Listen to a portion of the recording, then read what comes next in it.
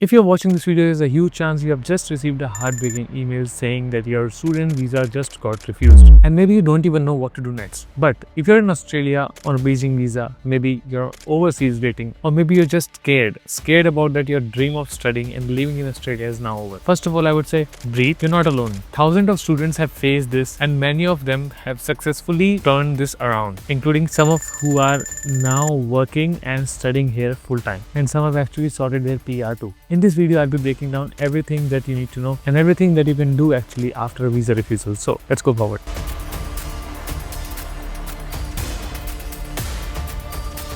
Hi guys, hello and welcome back to another video. This is your KapsLock and today we are back with another video. Today we are actually talking on something. I believe this is going to be the not last but kind of last video I'll be making on this particular topic, because this topic has been there a lot. People have been asking me again and again and again. So this is a big duration video that you need to understand how you can actually solve, how you can go forward and try not to get scared. Well, we'll be talking about in this video that why refusals are happening in especially 2024, it happened in 2025 and it might happen in 2026. What your visa refusal letter actually means. The two main pathways which are like appeal and reapply. What should you do? The new genuine student rule and financial proof issues. What documents can actually fix your case and what mistakes to avoid so that you never get this refused thing again. And finally, last but not the least, how to mentally stay strong through this process, because it's a really draining, mind draining process. So you're going to be having so many thoughts, negative, positive, both. I won't say anything positive, but negative thoughts you might be having. Let's talk on this. But I would say don't skip any part, watch it properly.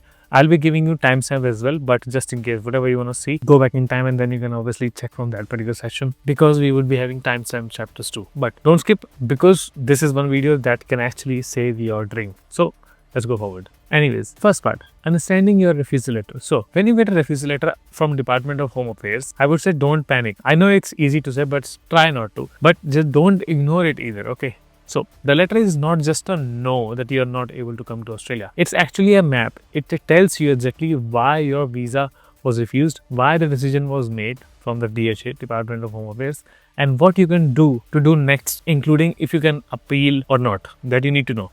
Well, now every refusal falls into one of these two categories. First is onshore refusal. If you have applied your visa while you're already in Australia, so many people do it. Second is offshore refusal.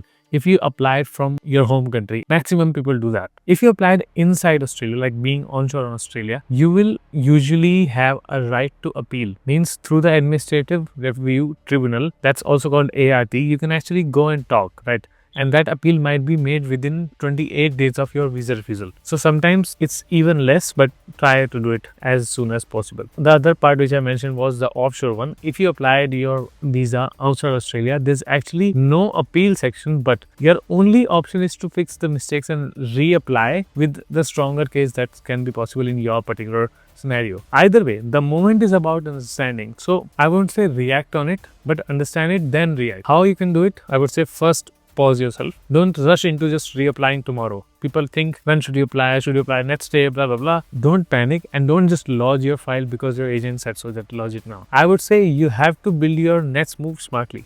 For that, let's understand why so many refusals happened in 2023, 2022, 2024, 2025. Okay, if I'll talk about these particular years, 2024, 2025, this year, Australia's visa system actually changed more than ever before. Many students are still applying with the old way, right? And that's why refusals are skyrocketing right now. Let's break it down simply. So, first point, GTE is gone and GS is here. It means Genuine Student Test is here. Earlier, the rule was GTE, which means Genuine Temporary Entrant. Now it's replaced by GS, which is Genuine Student Test. So, it's not just about will you go back to your home. No, it's about are you really a student? They're actually checking it in your GS exam. So as I mentioned, they're actually checking about you as being a student. Immigration now looks at, does your course make sense with your past studies? First point, or past work as well. Next, does it lead to a real job actually? Next, do you have, I would say, money or finances to finish it? And last but not the least, are you coming mainly to study or just to find work here and get settled and get PR? So if your story doesn't make sense technically, the case officer, eventually they will refuse. Second point is money requirements increased.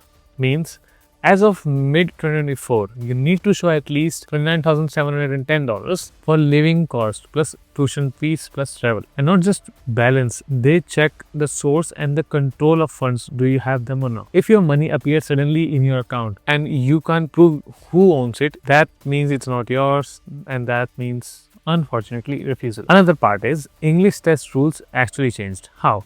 From August 2025, only certain tests are accepted and the scores are higher anyway. You know it. Even half a band lower can actually get your file refused. So always I ask people to get your English sorted, to get your English at a better level from what you are right now, and try speaking and listening to that section, to that level. But anyways, onshore switching restrictions. Yeah.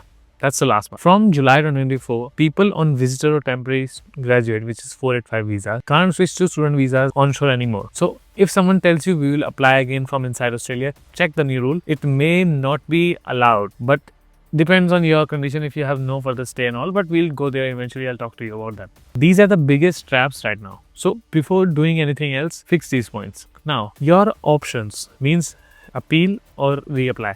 Let's talk there. So let's say your visa got refused. What can you do? You have two main pathways, as I mentioned, appeal and reapply. So first part, this is your first option, means appeal. For onshore students, okay, so that's for the onshore students. If you are already in Australia, the refusal letter will say you can appeal to the Administrative Review Tribunal, ART, and this is basically asking another officer to review your profile, to review your case file, and give you a second chance. You're technically asking a second chance. The timeline is really strict because sometimes you usually get 28 days, but some cases there have been instances when they get only 9 days. So I would say always check your letter, read your letter properly. There's AI everywhere, so you can just put your letter in AI and ask it to read all the things that you want to know. So if you appeal, I would say first, you can stay in Australia lawfully on your bridging visa. Another part, you can submit new evidence to fix the reason for refusal. And the last part, if your tribunal agrees with you, your visa gets approved technically. If he says yes, it's fine, you're getting a visa. But here's the truth. The tribunal doesn't just say yes because you tried again. No, you must show that what actually changed, why the first decision went wrong. So if your refusal said funds not proven, you'll need to show your stronger financial documents. If it said course not relevant, you will need to show a new GS statement that connects your story clearly about your studies. Well, another option which I was mentioning is about reapplying. Offshore students mainly. If you applied from your home country, you usually can't appeal on that. So the only best option that you can do is to rebuild and reapply. But yes, please don't, I would say please just don't resend the same file to the immigration department and spending almost $2,000 now because it's expensive these days. They are like sending the same exam paper that you have already failed in, right? So instead, I would say study your refusal letter really carefully. Fix every weak point one by one. If needed, choose a better course, choose a better university. Add proof of real funds, a stronger English score, and a GS statement written in your own words. I would say don't just copy from anyone and just don't paste your agent's templates. Write it by yourself. Well, anyway, next major part is how to read your refusal reasons. Okay, first, let's go deeper into that.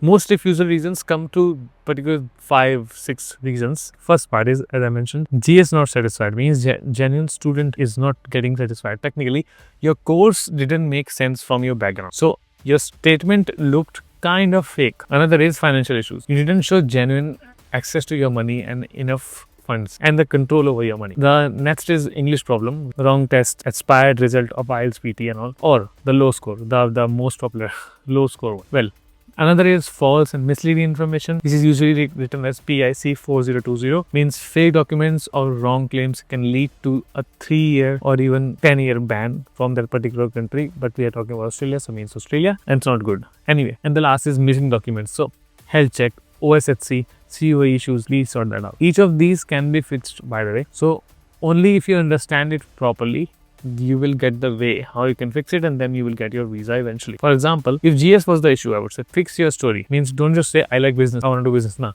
say why that course actually matches your experience and goals. If money was the problem, show proof of where the funds came from and not just a particular bank statement that you're applying with.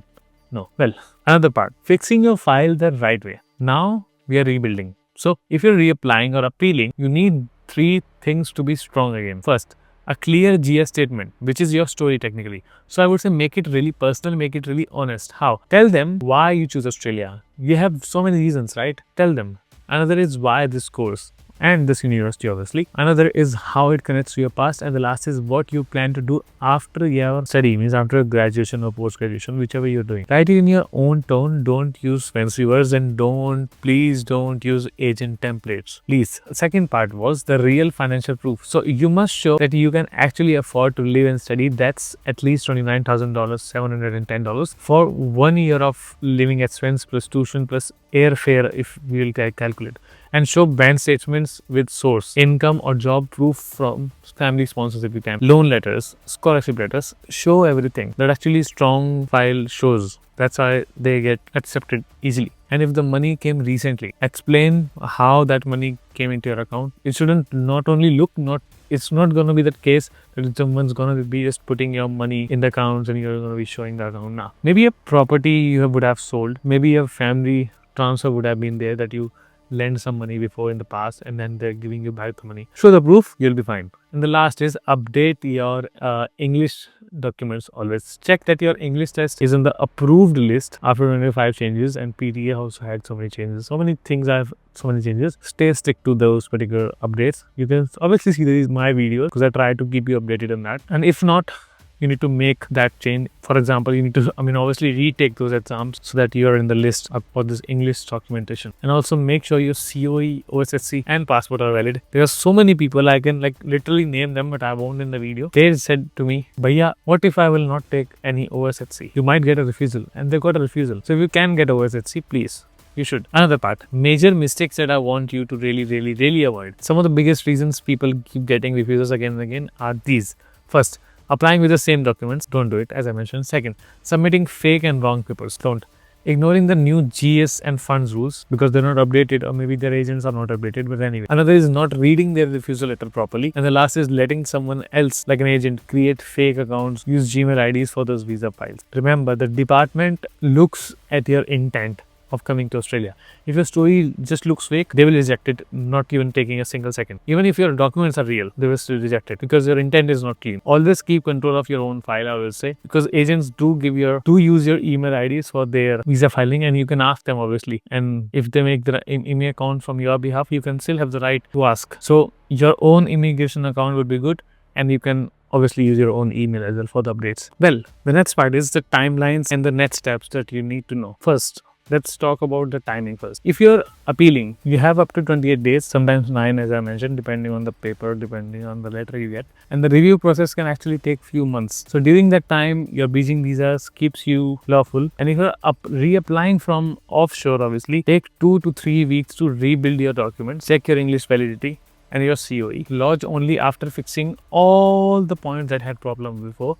And if you appeal and if the appeal fails, you can still leave and reapply offshore. But there's not going to be so many people who want to go back and then again apply offshore. But anyway, but remember, if you stay unlawful, that actually is affecting your future visas. That actually is affecting your future life, your goals. So please respect the law, follow the process. Anyway, some of the real stories I actually want to highlight, some of the examples I want to really highlight so that you can actually learn from them. Okay, let me share one real case. A student from Punjab actually got refused, and because her course, which was technically hospitality, didn't actually match her previous studies. So she took a pause, being honest, rewrote her GS statement and added some proof that actually shows that she had worked part-time in a restaurant or hotel, maybe somewhere, and then switched to a diploma of management in hospitality course. So she did some things here, right? She showed the past experience, she took a lighter degree or diploma, whatever it was, and second time her visa actually got approved.